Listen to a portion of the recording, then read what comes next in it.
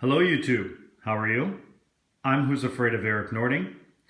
If you've been following my channel for any length of time, you might remember about 2 years ago I posted a video of my pipe tobacco cellar that I was leaving behind in Canada as I was preparing for my move to Ukraine. Well, it's been almost 2 years that I've been in Ukraine, and I'm preparing to leave in March. And I've collected a small, modest pipe tobacco cellar here, which I will be leaving behind to age for my eventual return to Ukraine in about a year to 16 months. Certainly smaller than what I left behind in Canada, but not too bad. So I'm going to go through my cellar and show you what tins I have and give you a brief description of each.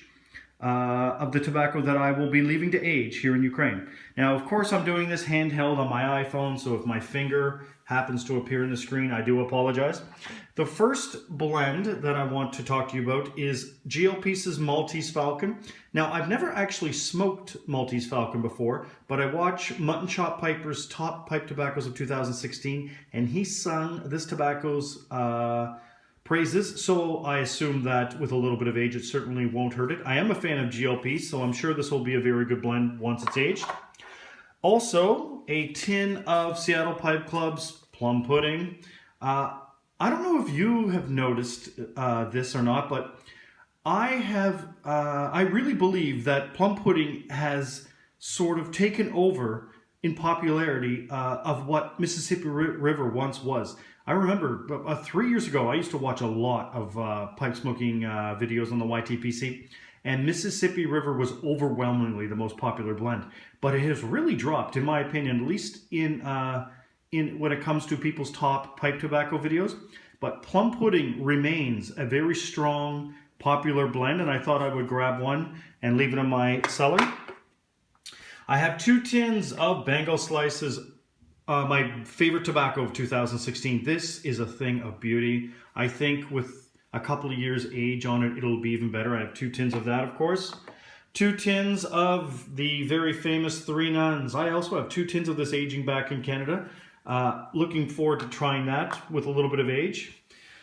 Now, I've heard recently that Dunhill pipe tobacco may be coming off the market. I don't know if that's just the USA or the world in general, but I do have some Dunhills here. Now, Dunhill isn't my favorite pipe tobacco maker, but I have a number of their blends that I'm leaving to age, and I think if they disappear off the market, they'll become even more valuable. Of course, BB 1938.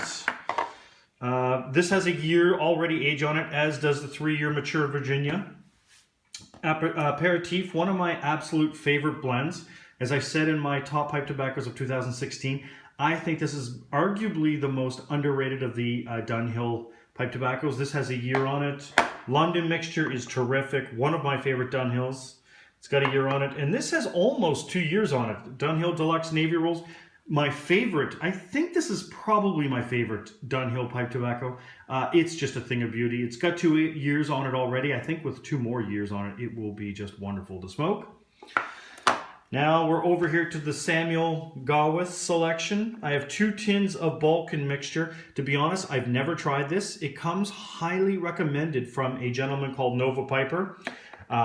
Who's from Nova Scotia, Canada. I'm from Nova Scotia, Canada as well, so if a Nova Scotian likes it, I will go for it. I have 1 tin of Bob's Chocolate Flake, or as I like to call it in jest, Bob's Urinal Cake, or sorry, Bob's Urinal Flake. It is really good. I really like it. It's a little bit strange, but it's a really good pipe tobacco, of course.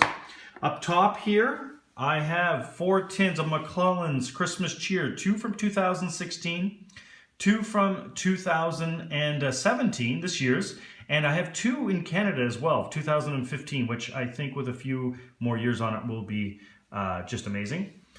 I have some Rattrays here, as you see, 2 Marlin Flakes, 1 Howl of the Wind, and as we go down, one of my absolute favorite tobaccos of all time, and that is Solani's Virginia Flake with Perique. This is a thing of beauty, as most of you already know. As is Solani's Aged Burley Flake, one of the most well-respected tobaccos in the YTPC right now. I just love this stuff. Both of them are just fantastic. And as we go up top, we have a little bit of Esoterica, Margate. I have 2 tins of Margate in Canada aging, and I'm going to leave this one behind in Ukraine. This is just a wonderful tobacco. Some people actually say that they like this more than Penzance. I am not experienced enough in smoking both to give an opinion on that. And speaking of Penzance, this is my, I guess this would be the crown jewel of my pipe tobacco cellar here in Ukraine. Yes, somebody in Ukraine has a tin of Penzance. I'm going to leave this behind to age, and when I return to Ukraine, I'm going to pop this open and smoke it. I've tried Penzance one other time. I got a very generous sample from Mr. Alan Godwin about 2 years ago, and I really quite liked it. He also sent me some Stonehaven. I like Stonehaven more, but that was about 2 years ago. And of course, since then, I've gone from being a novice to a relatively experienced pipe smoker, and I often wonder if I still would prefer Stonehaven over Penzance. We'll see.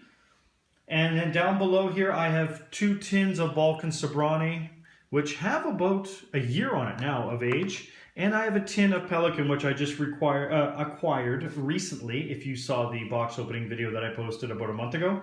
Now, actually, I'm going to be taking these 3, the 2 Balkan Sobranis and the Pelican, back with me to Canada to trade. If anyone is interested in a trade, I'm open for business. As I said, I'll be back in Canada in March. What I'm looking for is a tin of Stonehaven and maybe a couple other Esoterica blends, maybe a Tilbury and a Pembroke. Failing Stonehaven, I'll be very happy to get a tin of Penzance and a couple of Esotericas, or maybe a Germain's Brown Flake, something I've never had before, but I would dearly like to get my hands on. I know Balkan Sobrani is quite popular on the YTPC, and Pelican is very difficult to get. I certainly think it's worth a tin of Penzance or Stonehaven. So, as I said, I'll be back in Canada in late March, and if anyone is interested in making some sort of a trade, please send me a message and let me know. As I said, nothing outrageous in size, certainly not compared to what I left behind in Canada. What I left behind in Canada is about 3 times the size at least, but not a bad little collection, something to look forward to when I come back to Ukraine. Who knows with the FDA regulations what will be happening, so it will be nice to have some lovely aged tobacco waiting for me when I return to Kiev, the lovely capital of Ukraine. Anyway, thanks for watching. I hope you enjoyed this video, and I hope you are enjoying your weekend. I will talk to you all very soon. Over and out from Kiev, Ukraine.